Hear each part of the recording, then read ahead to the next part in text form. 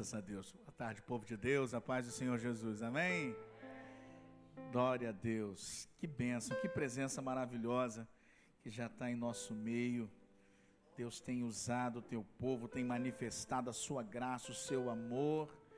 E se você tem o privilégio de estar aqui nessa tarde, ou de estar acompanhando esse culto, você certamente, se ainda não sentiu, ainda vai sentir essa graça, esse amor do Senhor sobre as nossas vidas. Deus abençoe toda a igreja, é sempre um prazer, um privilégio. Eu sempre que venho aqui, eu sou abençoado. Glória a Deus. Eu quero te convidar a abrir tua Bíblia, Evangelho de João, capítulo de número 21.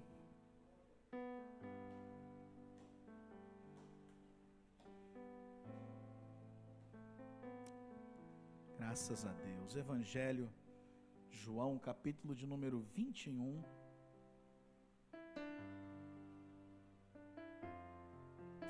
Glórias e glórias ao nosso Senhor Jesus Cristo. Quantos acharam, digam amém. Evangelho de João, capítulo de número 21, versículo 15 em diante.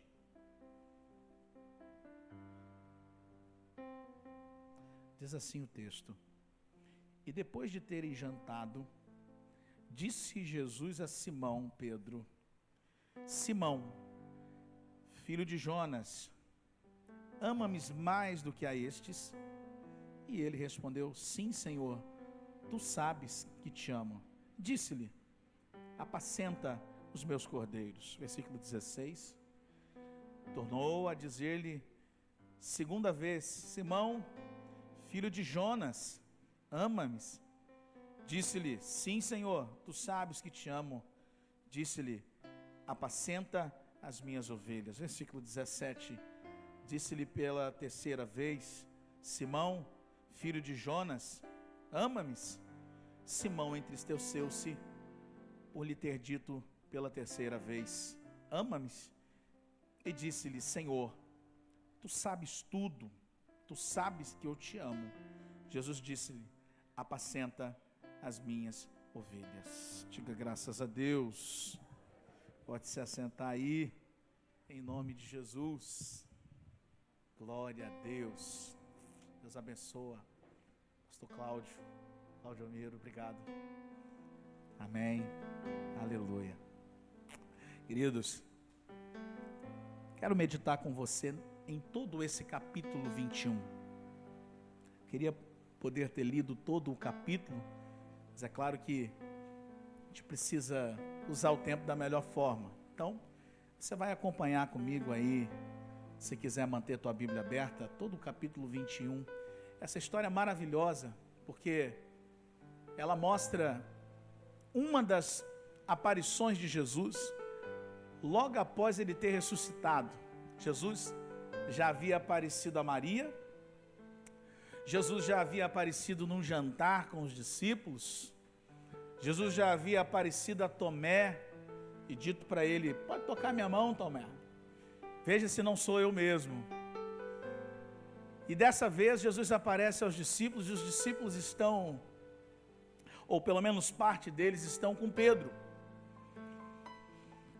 E eu quero que você comece a imaginar como estava agora o emocional desses homens, como estava o emocional de Pedro, como estava a vida de Pedro naquele momento. Imagine, por 3 anos e meio, eles andavam com o mestre, jantavam, dormiam com o mestre, acordavam, ele estava ali, ou quando não estava orando, estava andando com eles, e de repente, depois de dias turbulentos de sofrimento, ele morre, mas ressuscita conforme havia prometido. Mas no acordar e no levantar desses homens, ele não estava mais lá, presente de corpo físico para eles. E aí, Pedro poderia estar fazendo qualquer coisa, mas é ele que toma a iniciativa, e ele diz assim: eu vou pescar. Pedro que diz assim: eu vou pescar. E a gente sabe que homem não vai pescar para pegar peixe.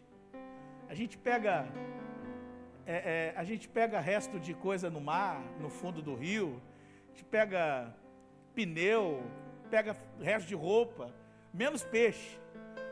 A gente vai para distrair, a gente vai para ter um momento com a gente mesmo. A gente não espera literalmente pegar peixe. Se acontecer, está tudo certo.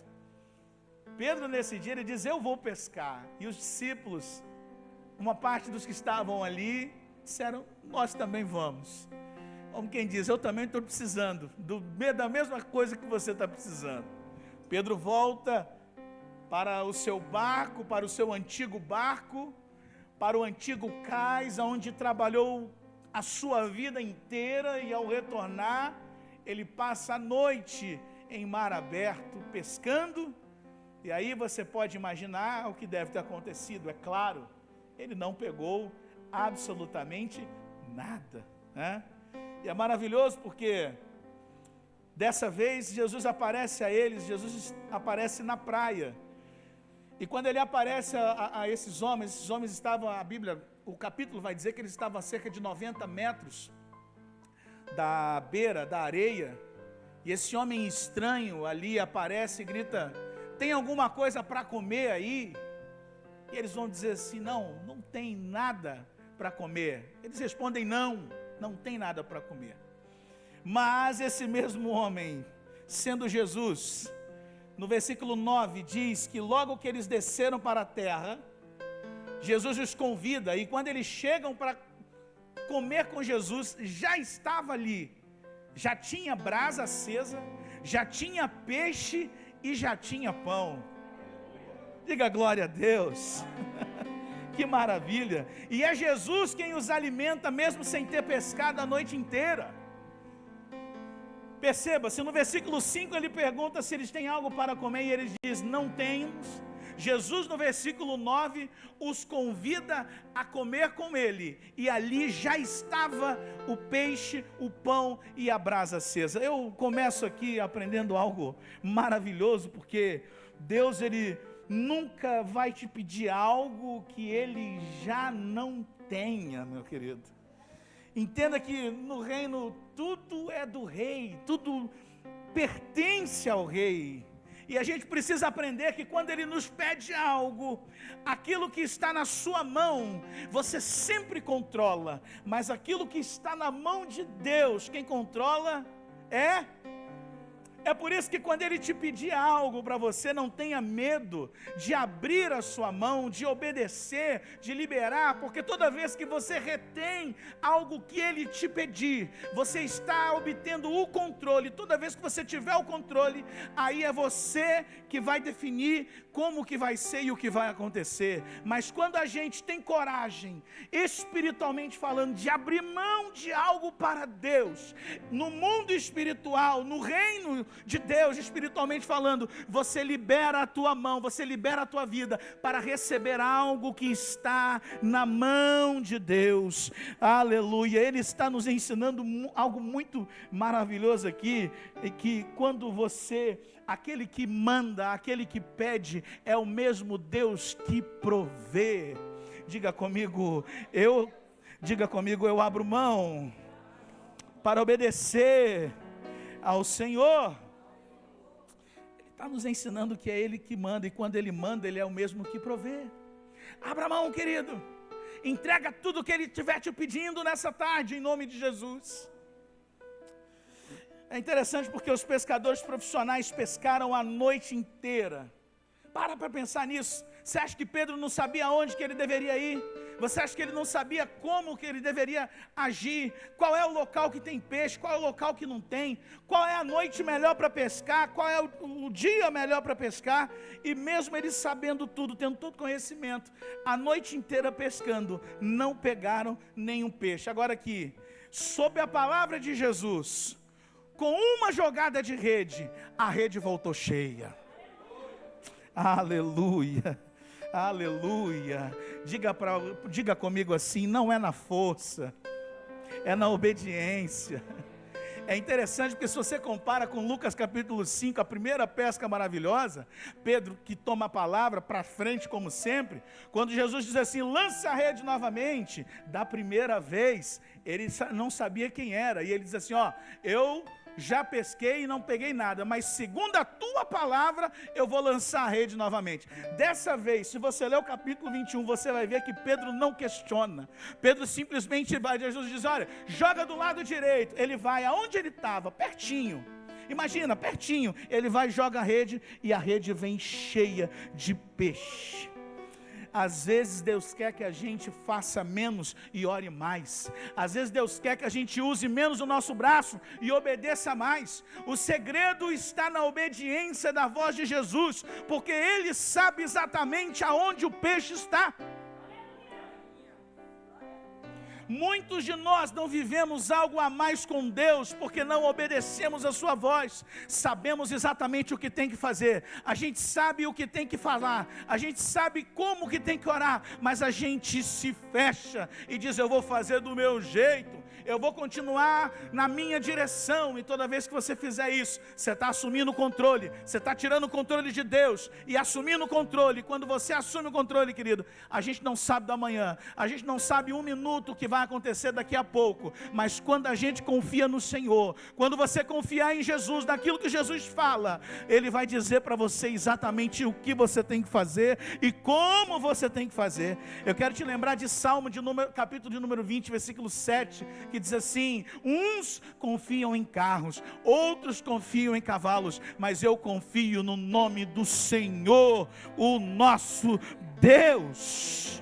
Aleluia, nós estamos em uma campanha falando sobre obediência, e eu queria que você creia em palavra profética. Eu quero liberar algo de Deus aqui para a tua vida. Levanta a tua mão direita, em nome de Jesus. Eu quero declarar em nome de Jesus, que muitas pessoas aqui, que frequentarem esta campanha da tarde da bênção, eles vão receber, eles vão crescer em um mês, aquilo que não cresceram em um ano, porque vão passar a obedecer à voz de Deus. Em crer nisso, diga glória a Deus. Aleluia. O segredo está em obedecer a Ele. Ele sabe exatamente aonde você tem que jogar a rede. E eu preciso disso para a gente chegar no texto em que lemos. E eu fiquei preocupado. Depois eu leia em casa o versículo 4. Diz que eles não reconheceram o mestre. O versículo 4 diz muito claro que os seus discípulos não o reconheceram. Para pensar nisso. Os discípulos que dormiram com ele 3 anos e meio, que andaram com ele por 3 anos e meio, que tinham um relacionamento próximo com ele por 3 anos e meio, quando viram, não o reconheceram. Agora é um contraste, porque já no versículo 12, ele vai dizer que todos ali, ninguém ousava perguntar quem era, porque todo mundo tinha certeza que era Jesus. O que aconteceu entre não reconhecer Jesus e reconhecer que era Jesus? Exatamente o fato dele dar a ordem e eles obedecerem, e por obedecerem colherem uma colheita abundante de peixes. E eu fico pensando aqui, querido, que por que será que eles não estavam reconhecendo Jesus? É porque é difícil reconhecer Jesus, é difícil ver Jesus quando a gente está no lugar errado. Deixa eu te lembrar, Mateus 4,19, foi quando Jesus chama Pedro. Era para Pedro estar pescando homens e não pescando peixes. Jesus já tinha chamado Pedro dizendo assim, Pedro, a partir de hoje, você não será mais um pescador de peixes, você vai ser pescador de homens. Era para ele estar pregando, não era para ele estar pescando, porque ele estava no lugar errado. Isso impediu que ele visse Jesus. Muitas vezes, o lugar onde a gente se posiciona, como a gente se posiciona, impede que a gente veja Jesus na nossa vida. E olha, deixa eu te dizer uma coisa, quanto mais longe você estiver do teu propósito, mais difícil vai ser reconhecê-lo. E é interessante porque no versículo 4, se você ler aí com a tua Bíblia aberta, olha o versículo 4, o que diz? E já sendo manhã, Jesus estava na praia. Aleluia, diga comigo, Jesus estava na praia.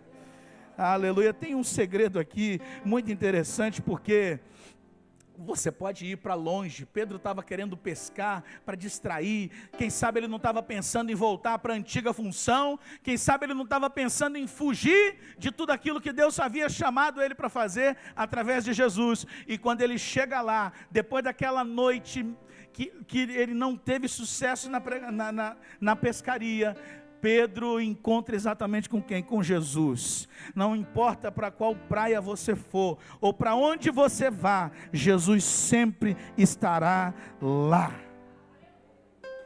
Não adianta fugir do propósito dele. Você só vai viver plenamente a sua vida quando você entender que você precisa viver a obediência do propósito dele para a tua vida. Aleluia.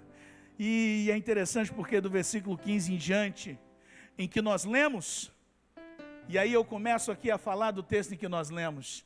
Jesus vai chegar para ele e vai dizer assim: Simão, tu me amas? E ele pergunta isso para ele por 3 vezes.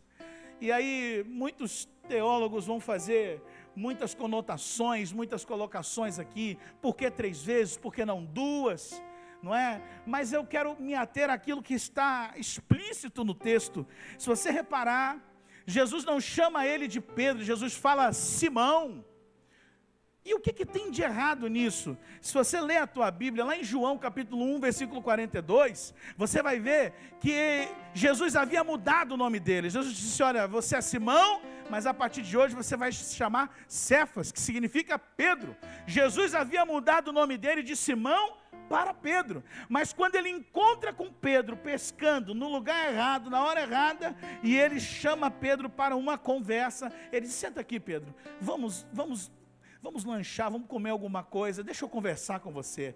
E aí no cantinho, quando ele pode, ele chama: Simão, tu me amas? E aí eu fiquei perguntando por que Jesus chamou ele de Simão e não chamou de Pedro. Quem chama ele de Pedro é quem está narrando a história. Jesus, quando fala com ele diretamente, o chama de Simão.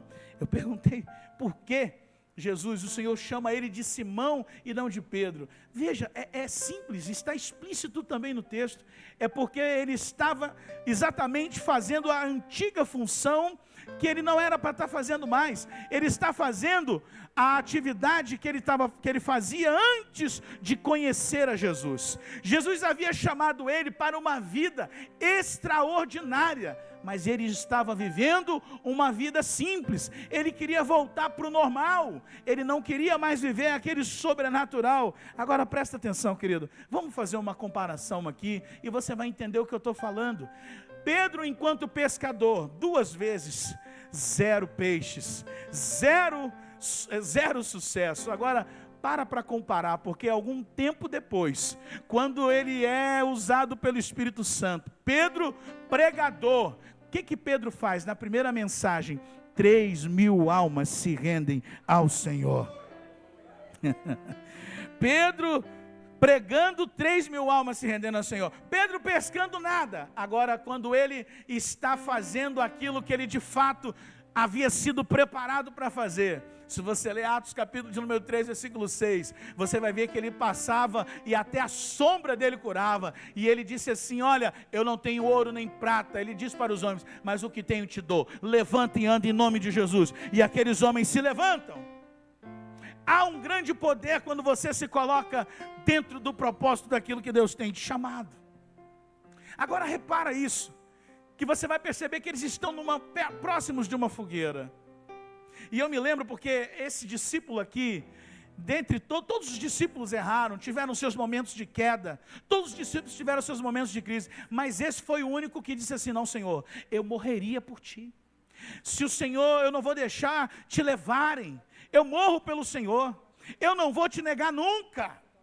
E é exatamente esse que o nega 3 vezes. Se você se lembrar bem, puxa no capítulo 22, depois em casa de Lucas, e você vai perceber que é exatamente sentado próximo de uma fogueira, que Pedro nega Jesus pela primeira vez. Agora, tempos depois, Jesus estava preparando esse homem para o que haveria de vir de grandioso. Ele precisava ser curado ele precisava ser transformado.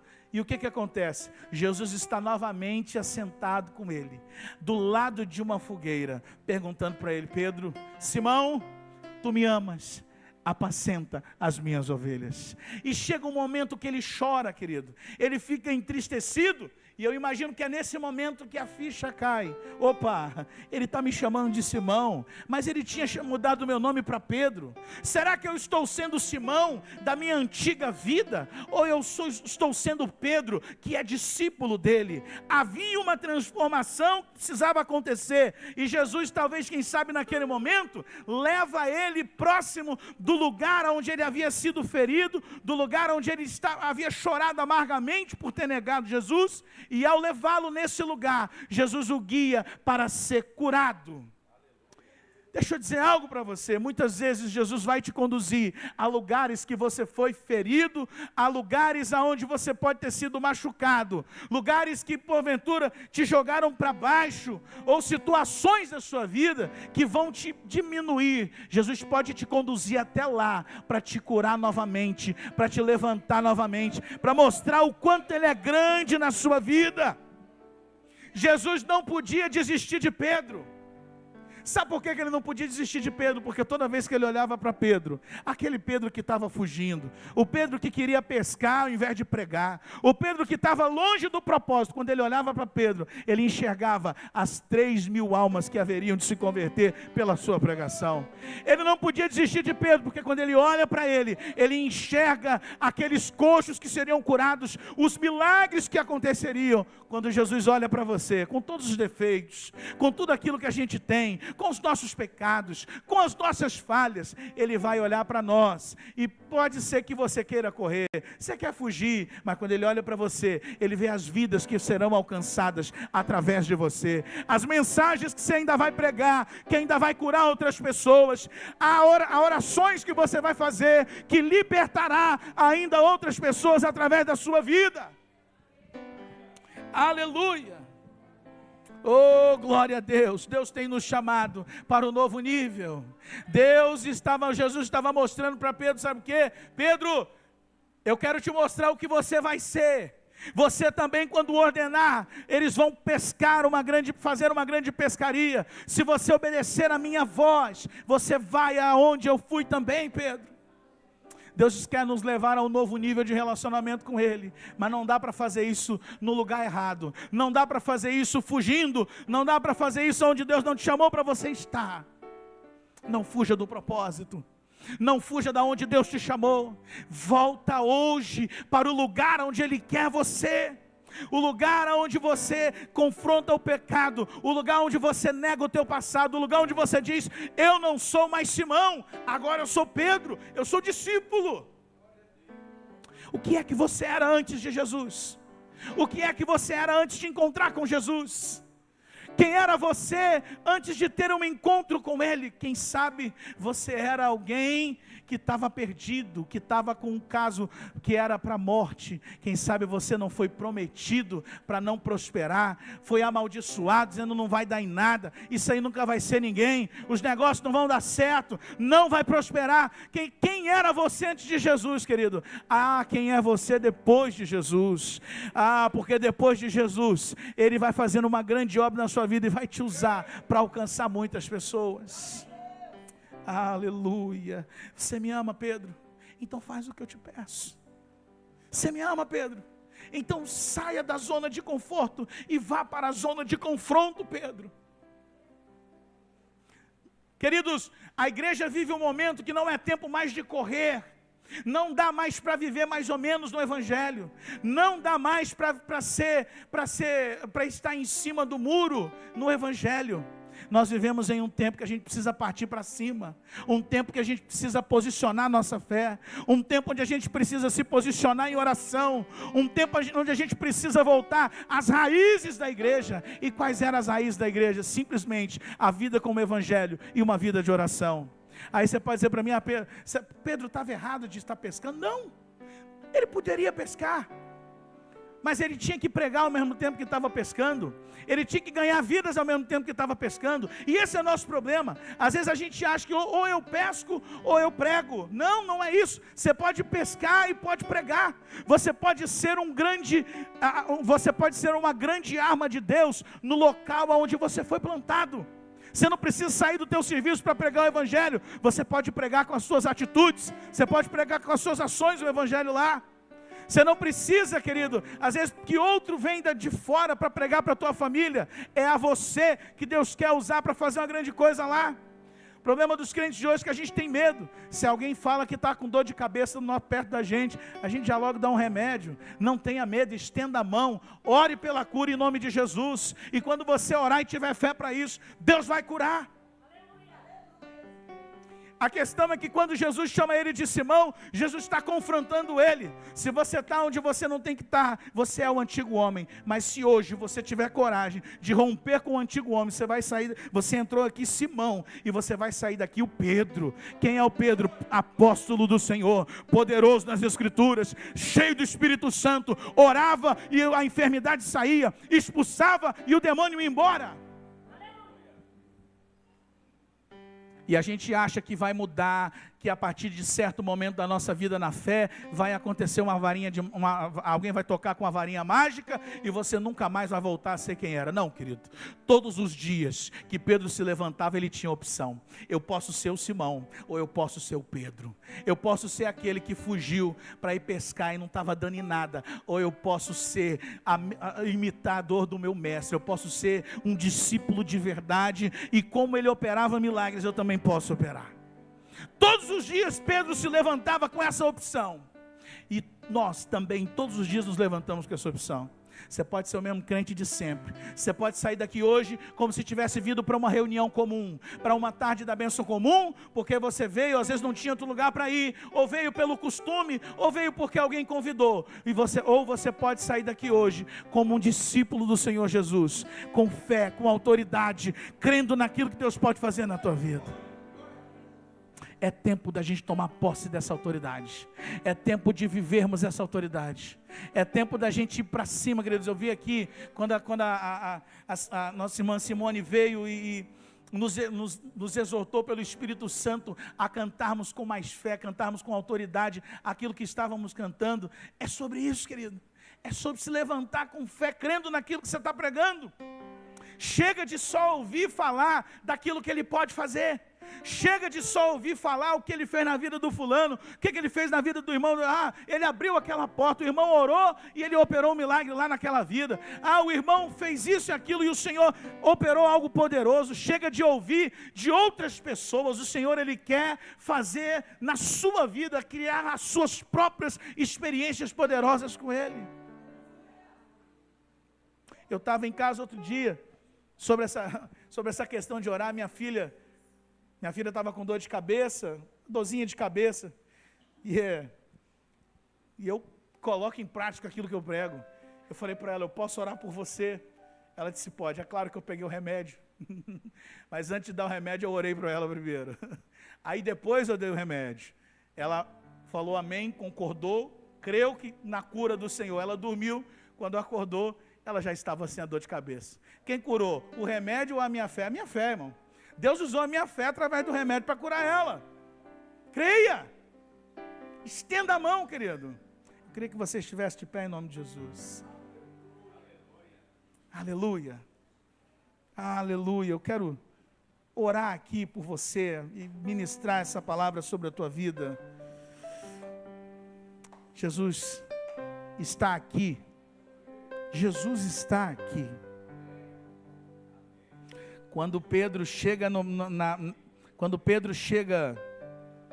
na praia para ir pescar, a Bíblia não diz que Jesus chegou depois de Pedro. A Bíblia diz que Jesus estava lá.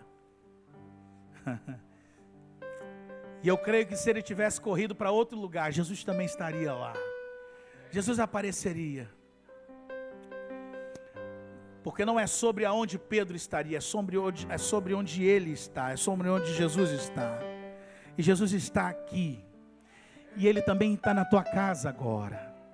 Ele está aqui, mas também está no teu trabalho. Ele está aqui, mas também está cuidando daquela pessoa que está lá internada naquele hospital. Meu Deus do céu. Feche teus olhos em nome de Jesus. Oh Senhor Deus, nós queremos viver algo novo na Tua presença, Pai. Nós queremos, Senhor, viver experiências novas de fé contigo, Senhor. E quem sabe nessa tarde nós temos como Pedro fugido do propósito, querendo fazer qualquer coisa menos crer naquilo que o Senhor tem para nós.